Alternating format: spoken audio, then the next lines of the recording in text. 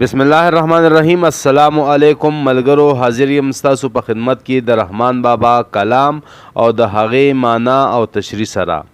اول درته ټول کلام اورم او چې کوم یو ملګری په معنا او په مطلب پوه نشي د هغې دپاره د کلام په آخر کې دوباره بیا درته ټول کلام سره د تشریح اورم. نو راځئ چې بسم الله کړو. چې په سترګو کې خار وي څه به خوب کا، چې په سترګو کې خار وي څه به خوب کا، چې په زړه غم د یار وي څه به خوب کا. خوب له یاره سره هم د عاشق نشي، خوب له یاره سره هم د عاشق نشي، چې یار په بل دی یار وي څه به خوب کا. په دنیا کې خوب هغه کا چې نادان وي، په دنیا کې خوب هغه کا چې نادان وي، هغه ژوی چې هوښیار وي څه به خوب کا. کم طالب مطلوب موندلی دی په خوب کې، کوم طالب مطلوب موندلی دی په خوب کې، هغه څوک چې طلبګار وي څه به خوب کا. دیدار نه دی چا په پټو سترګو کړی، دیدار نه دی چا په پټو سترګو کړی، چې مطلب د چا دیدار وي څه به خوب کا. بل لار د مرګ تر لارې ګرانه نشته، بل لار د مرګ تر لارې ګرانه نشته، چې پخوا یې هسې لار وي څه به خوب کا. هر نگاه د دلبرانو ذوالفقار دی، هر نگاه د دلبرانو ذوالفقار دی، هر چې غوث په ذوالفقار وي څه به خوب کا. زه رحمان د یار بنده او خدمتګار یم، زه رحمان د یار بنده او خدمتګار یم، چې بنده او خدمتګار وي څه به خوب کا. ملګرو اوس درته د دې شعرونو تشریح پیش کوم. شعرونه خو ډېر آسان وو، خو بیا هم که څوک ملګری نه وي پوه شوی نو راځئ چې تشریح درته وکړم.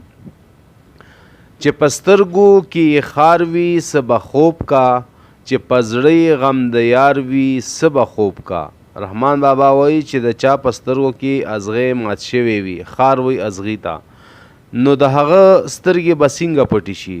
او د چا په زړه کې چې د محبوب غم وي نو هغه به څه آرام وکړي او یا به څه خوب ورشي. مطلب دا چې د چا په زړه کې د اشنا مینا غزونې کړي وي هغه همیشه بی آرامه او بی قرار وي. خوب له یار سره هم د عاشق نشي، چې یار په بل دی یار وي څه به خوب کا. عشق کې دومره زیاته بیقراري او مایوسي ده چې یو عاشق د وصال په حالت کې هم مطمئن نه وي او د یار د جدایۍ ویره ورسره وي. خوب او آرام یې تښتېدلی وي، ولی هر کله چې د بیلتون حالت پې راشي محبوب یې په یو ځای او دی په بل ځای وي، نو داسې وخت کې خو سوال نه پیدا کېږي چې د مین سترګې پټې شي. په دنیا کې خوب هغه کا چې نادان وي، هغه ژوی چې هوښیار وي څه به خوب کا. ژوی ژوندي کس ته وایي. په دنیا کې که څوک بېغمه خوب کوي نو هغه نادان دي، ساده دي، ولې چې په کم ژوندي سړي کې څه ناڅه پوهه وي، هوښیار وي، هغه په سړه سینه خوب نشي کولی. دنیا کې دومره ډېر زیات مصیبتونه او غمونه دي، چاته چې د دې احساس وي نو هغه چرې هم د بېغمۍ په خوب اوده کېدی نشي. کوم طالب مطلوب موندلی دی په خوب کې، هغه څوک چې طلبګار وي څه به خوب کا.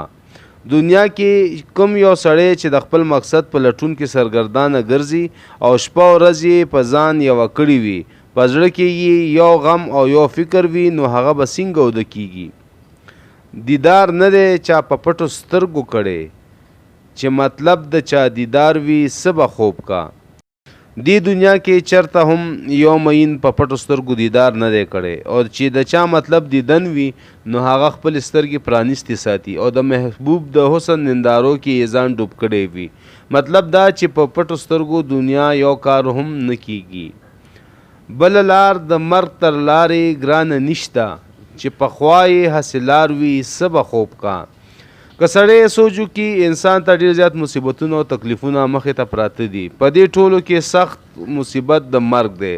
هر ساه اخیستونکی به یو ځل د مرګ ترخه پیاله څکي بابا وای په دې دنیا کې د مرګ نه ګرانه لاره بله نشته او په دې لار هر سړی نن دی که سبا دی تلونکی دی. چاته چې د دې لارې احساس وي نو هغه به څنګه خوب کی. هر نگاه د دلبرانو ذوالفقار دی، هر چې غوث په ذوالفقار وي څه به خوب کی. ذوالفقار د حضرت علی رضی الله عنه د توري نوم و. دلته مونږه مطلب صرف تور اخلو. د خپلو هر یو نظر په مثال د تیری توري دی او څوک چې په تیره توره جوبل شوی وي زخمی وي هغوی ته بیا خوب ورځي او نه یې چرته آرام په نصیب وي. زه رحمان د یار بنده او خدمتګار یم، چې بنده او خدمتګار وي څه به خوب کا. رحمان بابا وایي زه رحمان د خپل محبوب غلام یم او د هغه د دربار خدمتګار یم. څوک چې د چا غلام یا خدمتګار جوړ شي نو هغه به څنګه خوب کوي. مطلب دا چې د دې دنیا کې هر سړی د خپل خدای بنده دی، غلام دی او د ده په اوږو باندې درنې ذمهوارۍ پرتې دي او چې د چا دا حالت وي نو هغه به څنګه ځان د غفلت په خوب اوده کړي.